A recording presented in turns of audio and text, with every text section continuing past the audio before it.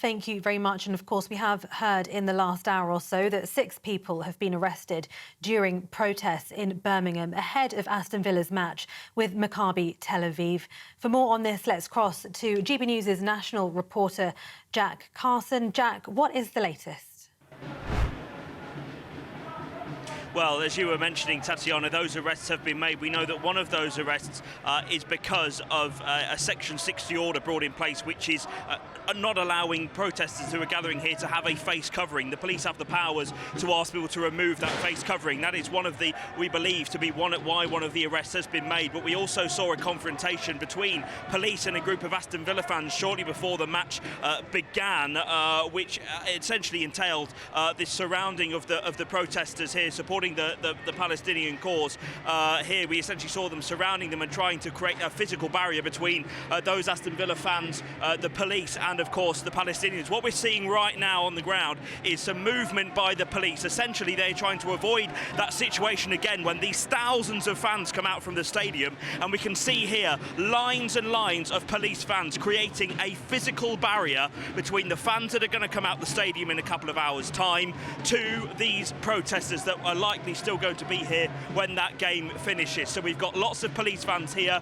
The gaps that you can see are going to be filled by some of those 700 officers that are on scene here. We know that many of those officers have come from other force areas as well. So this is a real show of the police operation here and just the kind of resources that it takes, Tatiana, for this kind of policing operation to take place. Usually at an Aston Villa match there's a couple of hundred police officers. As we've been saying all day, 700 brought in from different other constabulary areas to make sure that people, the protests could go ahead safely. So they're not only trying to police those 30,000 plus Aston Villa fans that are watching that Maccabi Tel Aviv game, which kicked off a short while ago. They're also trying to secure the safety of these protesters. That's why so many resources have been brought in today, and that's why all around us here you can see the police resources taking place. You can see the movements, the operation taking place from the police, and some of these protests still going on. We've heard chants of Free Palestine, we've heard chants of death to the IDF, and you can see some of the banners, Show Israel the red card. These protesters here say that they are protesting to try and get UEFA to kick Israel out of their European football competitions, out of those international competitions. They say that's because Russia had the same when, of course, they began a war in Ukraine a couple of years ago. But we've spoken to Jewish people here who have attended a counter-protest.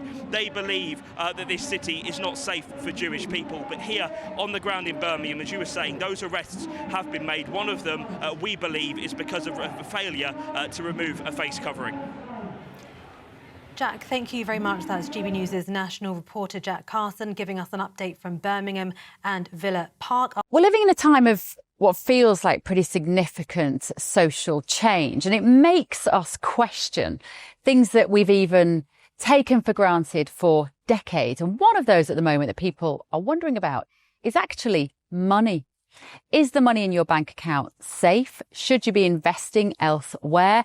Are we looking at a potential global crash? What will it mean for your savings? Is there a way that you could be using your money that might be outside of government control even? Well, Tally Money is potentially one solution. So I'm delighted to say that I'm joined today by the CEO and founder of Tally Money, Cameron Parry. What is Tally Money? Well, at Tally Money, you basically get gold you can spend. So we give people an individual account in their name, everyday account. They get a sort code, an account number.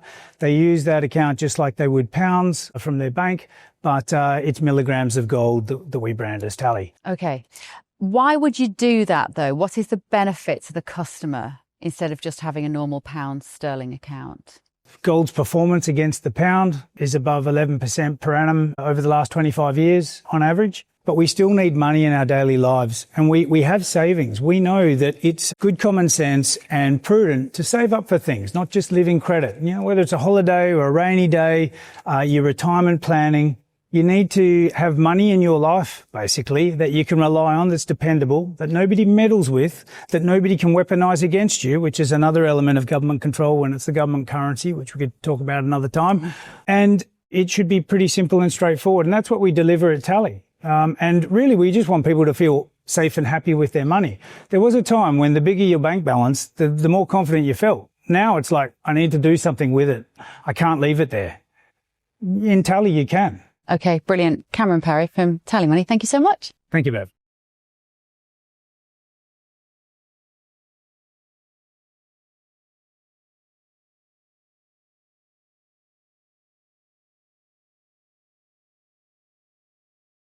Luckily, I've got a former policing minister with me in the form of Tom Pursglove. Tom, actually seems the police are doing a pretty good job outside the Aston Villa ground. I think in the context of where we've ended up with this, actually the police are on top of it by the looks of things. But this is a highly regrettable situation. I think that it's terrible that we've got this sectarian divide in our society. I think that this was handled incorrectly from the very start. There were ways in which these fans could have come to this country and from the Jewish communities around and fans of this club could have been present at this match tonight. I think it's highly regrettable. And actually, if the government had been on top of this, ministers should have been on the front foot in saying that we will make adequate policing resources available, using things like football banning orders where there were fans, where there was particular concerns about them, but also cancelling or curtailing visas if there were individuals who wanted to come from abroad who perhaps caused disturbances in Amsterdam. And I think it's really given credence to the sort of protests that we're seeing tonight. And I can completely understand why British Jews and Jews around the world are looking at this and find this very unsettling. Tessa, that is the problem, isn't it? That this country hasn't had a sectarian problem outside Northern Ireland in recent decades, and that this sectarianism is deeply worrying. It's excellent that the police seem to be handling it so well. Real vote of confidence in the West Midlands police so far, but worrying that this is necessary. Well, I thought that what we saw on screen there was a triumph of local policing. Yeah, I've never, the only person that didn't look calm was dear Jack, who was kind of waiting with his microphone for something to report. I mean, he's doing great intonation, and I give him a prize. An A-level in drama is what's coming his way in the post. But actually, not much to see here, mate. Move along if you would, thanks. Policeman Plod's having a fine night of it. And in terms of the word sectarian, I mean, I grew up with my brother going to Celtic games. There's always been a bit of rum punch between separate groups, sometimes, yes, based on a religious affiliation. I think that and having witnessed, I think particularly back now, it was exactly 2 years ago, because it was Armistice Sunday 2023, what was called this giant hate march. It was going to storm the Capitol. And the only people that were doing any stormings were those wearing St George's flags running at the Cenotaph. Actually, I think we can over-egg the pudding. Yes, I've been on other marches, anti-Brexit, except there's always rotten apples. There's always people who let the side down, who you want to step away from, who you think, should I be here? You feel equivocal about your message because it's been hijacked by the few. But I think we can overstate the hate and the sectarianism. Tom, only 6 arrests. I suppose the one question of policing is why they were allowed so close to the ground. Is that something the police could have done differently? So there are powers, and it's obviously for operational leaders to make decisions, but things like dispersal orders, or to be able to put a ring effectively around a location, but also, as we've seen in relation to other protests, perhaps holding a particular group of protesters in one location and another group in another. There are ways in which these things can be